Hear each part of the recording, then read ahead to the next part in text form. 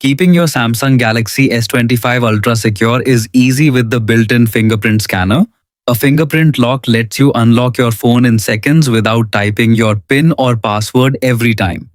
It also adds an extra layer of protection for your personal data, apps, and files. To begin, open the Settings app on your phone.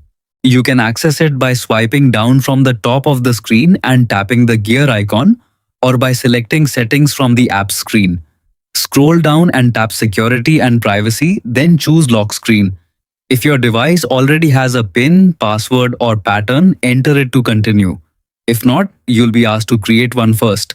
This serves as a backup security method in case your fingerprint cannot be recognized. Next, tap Fingerprints. Read the information displayed about fingerprint security and privacy, then tap Continue and select Register to start the setup process. Now place the finger or thumb you want to register on the fingerprint sensor shown on the screen.